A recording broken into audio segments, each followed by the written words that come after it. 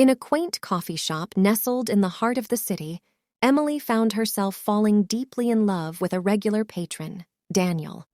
Every morning, she watched him order the same latte, his eyes buried in a book. She admired his kindness and wit, yet her affection remained a secret. One day, fate intervened.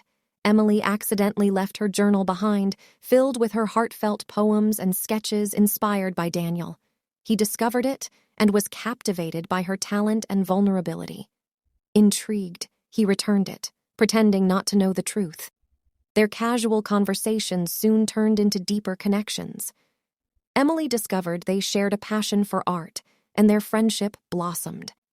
Emily's one-sided love grew, but she feared confessing her feelings and losing the friendship she cherished.